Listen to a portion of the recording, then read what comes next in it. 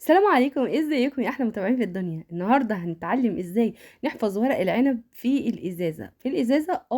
الطريقه دي عن تجارب كتير جدا جدا عجبتني.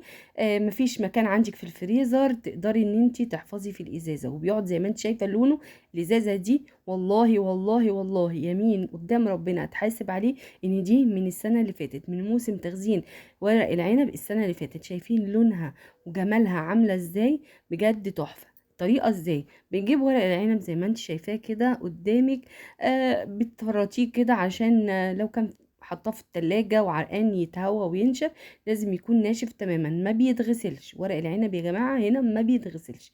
بتجيبيه وتبدأي ان انت بتشيلي العين الاخضر، ما تسيبيش منه ولا سنتي. وتجيبي ازازة تكون ناشفة وجافة ومتعقمة كده، وبتجيبي ورق العنب بتشيلي العين خالص كده وتتأكدي ان مفيش اي حاجة، جزء منها بسيط، وتبدأي تبرميه كده صوابع كده وتدخليه في قلب الازاز اهو زي ما انتوا شايفين كده.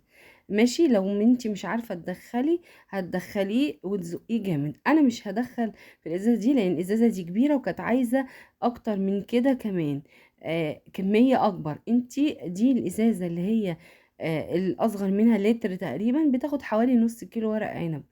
تمام. والازازه دي برضو دي ازازه اللتر العصير، برضو دي كانت عندي، بدات حطيت فيها بتاخد نص كيلو ورق عنب. بس بتكبسيه بقى طبعا. هي اما تحطي بتجيبي بقى عصايه، خله كده، وتبداي ان انت تزقي بيها الورق العنب خالص بحيث ان انت تكبسيه وكل واحده تدخل تزق اختها فبيتحشر كده. انا بوريكم هنا ان انتوا لما تقصوا العين بيبقى لازم يكون مفيش فيه اي حاجة خالص عشان ما تعملش عفن ويبوظ. هتبداي ان انتي خلاص كده. انا هعمله معاكم دي من السنة اللي فاتت. طبعا انا قلت الحقكم في موسم ورق العنب، طبعا معلش اتأخرت عليكم في الفيديو، بس الموسم دلوقتي ده اوانه. الازاز اللي انا عاملاها دي بتاعت السنة دي، لكن دي اللي انا هعملها دلوقتي وهسلقها قدامكم دي من السنة اللي فاتت. طبعا في ناس كتير على اليوتيوب بيقولوا لك ان انتي بعد ما تطلعيه من الازازه ما تسلقيهوش وهو بيكون كده شكله زي الورق المسلوق. انا بقولك لا، اسلقيه، لان اول ما بتفتحيه بيبقى ليه ريحه بقى، ريحته كانك حاطه مش ريحته حلوه جدا التخزين.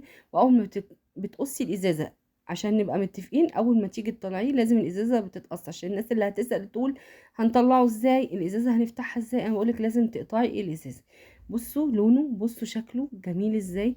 بجد من احسن الطرق كلون كشكل كطعم، بجد روعة. من السنة اللي فاتت يا ولاء، من السنة اللي فاتت. شايفين لونه حلو ازاي؟ وبسلقه كده، بديله كده غلوة كأني بسلقه عادي جدا.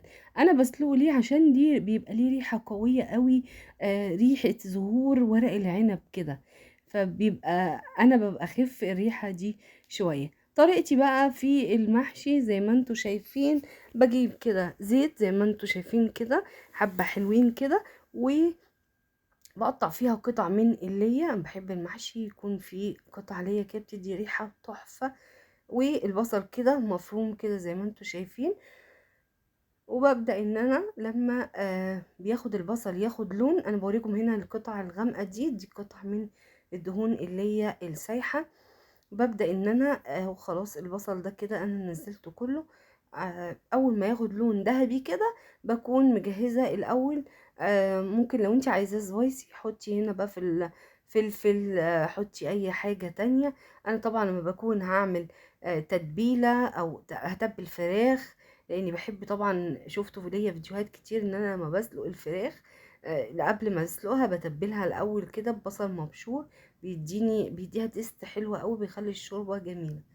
برضو دي تركة حلوة اللي حابب يعملها، لكن بتنقل ورق العنب في حتة تانية. ان انتي بتقطعي كده فلفل اخضر او سبايسي لو انتي حابة السبايسي، وتبدأي ان انتي تحطيه على البصلة في الوقت ده يدبل وتشمي ريحته. اول ما تشمي ريحته خلاص كده تمام. بتحطي طبعا لو انتي عايزة سبايسي تحطي الفلفل الاحمر ده يعني بصوا نار نار بجد يعني. هنا بقى في اللحظة دي خلاص لون البصل كده حلو دهبي جميل. ببدأ احط الكزبرة، احط الكمون، احط بهارات اللحمة، احط برضو ممكن تحطي ملح بقى وفلفل وشطة لو انت حابة. كل ده شيء بقى يرجع لك، لكن بهارات المحشي الأساسية اللي هي الكزبرة والكمون والملح والفلفل، بس كده، مفيش افتكاسات، مفيش أي بهارات غريبة. الناس اللي بتقول بنجيب من عند العطار اللي هي خلطة محشي، أنا ما بحبش كل ده. الخلطات زي ما كانوا جداتنا وأمهاتنا بيعملوها كده زمان، بأبسط التوابل بتعملي ريحة جميلة. الناس بقى، مع احترامي للناس اللي بتعمل اسمه ايه النعناع، انا مش بحبه بصراحة.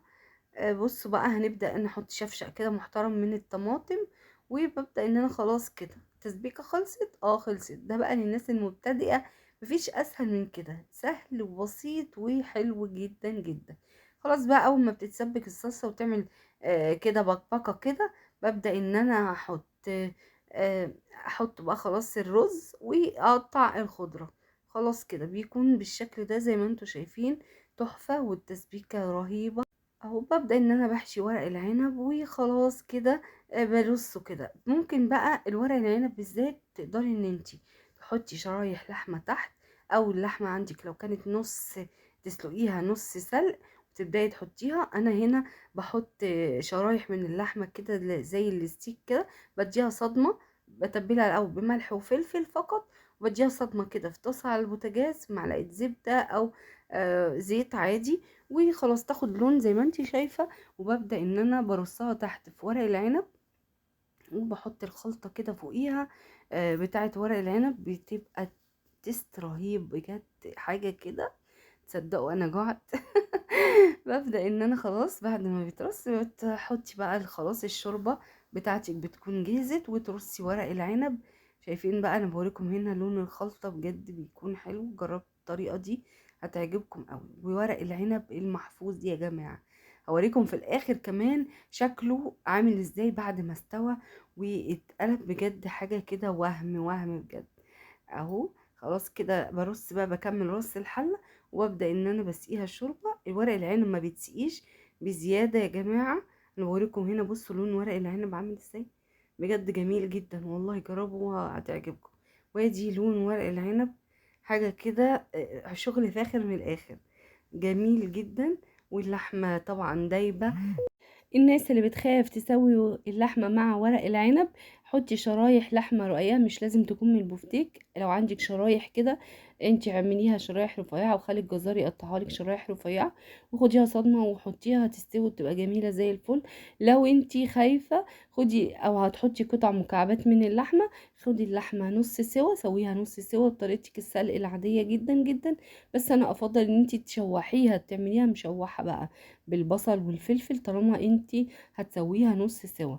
وتبدأي ان انتي تحطيها تحت ورق العنب بتستوي معاها. وطبعا كان عندي كده الرز اللي بيتبقى، كان عندي بتنجان كده، عملت طبق بتنجان وفلفل كده، يدي كده تست وريحة جميلة.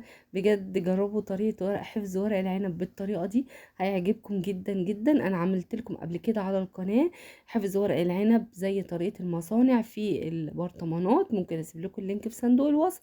وكمان خزنته في الفريزر برضو، هسيب لكم لو عايزين كل ده، هسيب لكم اللينكات دي في صندوق الوصف. صندوق الوصف فين؟ اللي هو السهم اللي جنب اسم القناة. ان الناس بقى اللي خايفة تسوي ورق العنب كده، قلت لكم تسووا قطع لحمة. على فكرة ده مرة تانية، مش هو نفس المرة اللي انا عملت فيها المحشي ورق العنب. ده مرة تانية، بس كنت المرة دي عاملة اللحمة قطع، ومشوحاها بالبصل والفلفل، وحاطه حتى مع اللحمه قرفه ولومي، وعاملاها كده. بجد كانت حلوه قوي اهي زي ما انتوا شايفين. لحمه قطع عاديه جدا، وتحطيها بس تكون نص سوا او داخله في السوا، وتبداي ان انتي تحطيها مع ورق العنب، تحت ورق العنب كده، وترصي فوقيها، وتسقي شوربتك عادي وتسوي. بجد طريقه بتفرق قوي وجميله جدا. جربوا الطرق دي هتعجبكم قوي قوي. ما تنسوش تشتركوا في القناة وتفعلوا زر الجرس عشان كل الفيديوهات الجديدة توصل لكم. بحبكم في الله، احلى اخوات في الدنيا. باي باي.